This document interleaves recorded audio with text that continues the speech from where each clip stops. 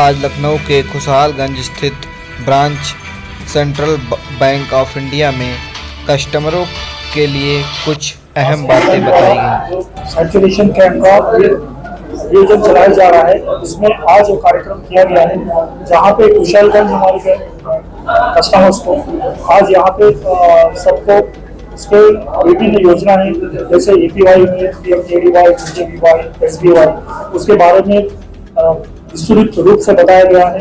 साथ ही एक जो लाभार्थी है जिनके दुर्घटनावश के यहाँ ये हुआ था, तलाश हुआ था, तो उनके जो परिजनों को 2 लाख का जो चेक दिया गया है, ताकि वो जो इंश्योरेंस में उसके महत्व है कि जो 20 रुपया है, जो 440 रुपये है, जो रेगुलरली जो जमा करते हैं, उनको किसी भी ऐसे एक्सीडेंट अगर होता है तो उसमें सरकार की तरफ से, बैंक की तरफ से उनको 2 लाख के लाभार्थी लाभ मिलता है।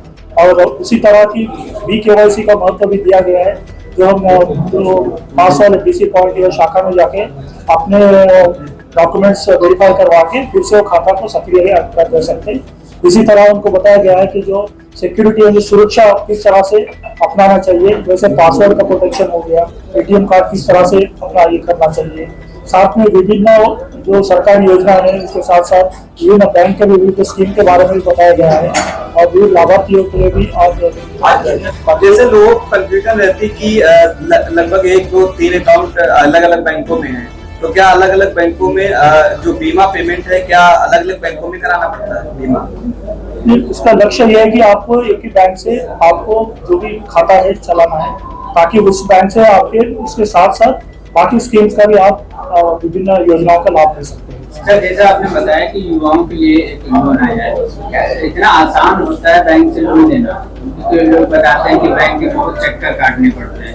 नहीं, बिल्कुल ही नहीं। आप जैसे कि अभी आज जो एक ग्राहक आए थे, मैंने भी आपने भी देखा होगा कि कितना सरलता से और कम समय में लोन होता है।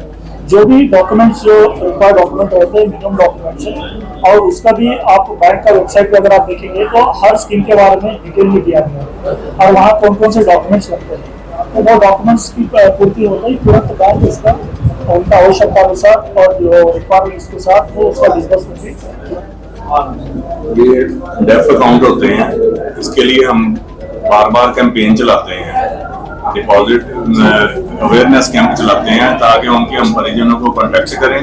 और ये डिजीज अकाउंट जो आपने बताया कि डेथ होने के बाद, ताकि उनका पैसा उनको हम वापस कर सकें। अदरवाइज ये हमें 10 साल के बाद RBI को बैंक को देना पड़ता है। और इसके लिए RBI भी हमारे सारे बैंक बार बार कैंपेन चलाते हैं, ताकि लोगों का पैसा उनको मिले। और अभी न्यू गाइडलाइंस के माध्यम से इंटरेस्ट रेट कम हुआ है, क्या पुराने लोनों पर इसका फर्क पड़ेगा?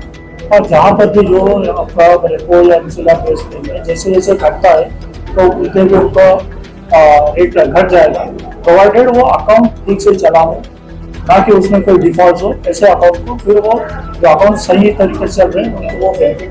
BC पॉइंट खोल रखे हैं यहाँ पे, जैसे खुशहालगंज शाखा में 5 स्टाफ है और 5 BC पॉइंट भी। तो आप BC पॉइंट में भी जाके अपना पासबुक अपडेट करा सकते हैं, पासबुक अपडेट करा सकते हैं, पैसा जमा कर सकते हैं, निकाल सकते हैं। वहाँ से भी ये जो SSS की सुविधा है वहाँ से भी प्राप्त कर सकते हैं।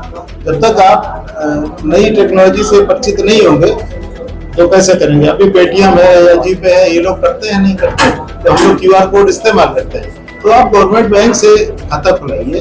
जो हमने आज बोला भी, जो व्यवसाय योजना है उसमें QR कोड और साउंड बॉक्स वगैरह सब दिया जा रहा है, तो आप करेंगे, इस्तेमाल करेंगे। और गवर्नमेंट बैंक के साथ रहने में एक आसानी ये होती है कि आपको सुरक्षित रहती है, सुरक्षा की भावना भी रहती है।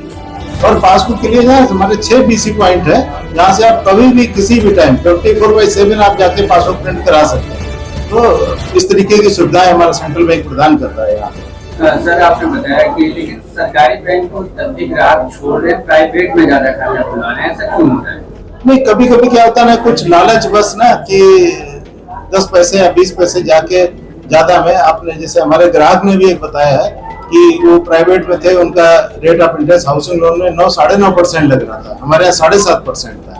तो ये जो प्राइवेट कुछ संस्थान है, जो चिट फंड है, इनके द्वारा जो है इस तरीके की दुर्भावनापूर्ण तरीके से कुछ बोला जाता है, और ग्राहक जो अनजान ग्राहक है वो उनसे जो है थोड़ा सा विमुख हो जाता है और वहां चल जाता है। लेकिन अल्टीमेटली उनको ये पता लगता है अभी जैसे सीएम युवा योजना जो चालू करी है वो खाली सरकारी बैंक ही प्रदान कर रहे हैं। तो हम जो छोटे से छोटा व्यापारी है उसके लिए काम करते हैं।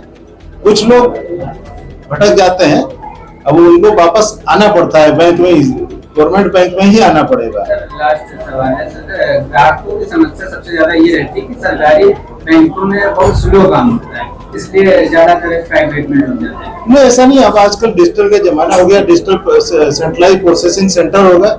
आप उसी तरीके से जैसे प्राइवेट है, हम लोग प्राइवेट से ज्यादा कॉम्पिटेंट हो गए, क्योंकि वहाँ छोटे ग्राहक की इतनी सुनवाई नहीं है। आप किसी भी प्राइवेट बैंक में जाइए, 5 लाख के लोन के लिए आपको शायद वो ब्रांच में एंटरटेन भी नहीं करेगा। लेकिन हमारी शाखा में सीएम युवा योजना है, सोलर में आपको बताएं कि हमारे जो लखनऊ क्षेत्र है 300 से 400 सोलर के हमारे वो किए गए हैं, ऋण वितरण किए गए। और सोलर का 2 लाख का लोन होता है, वो किसी प्राइवेट बैंक ने नहीं बांटा होगा, गवर्नमेंट बैंक ही बांट सकते हैं। तो जो हमारी सरकार की योजनाएं हैं, छोटी से छोटी योजना को हम लोग आगे बढ़ चढ़ के उसमें हिस्सा करते हैं, क्योंकि जब तक छोटा हमारा ग्राहक नहीं आगे सक्षम बनेगा तब तक हमारी इकोनॉमी कैसे सक्षम बनेगी। ठीक है।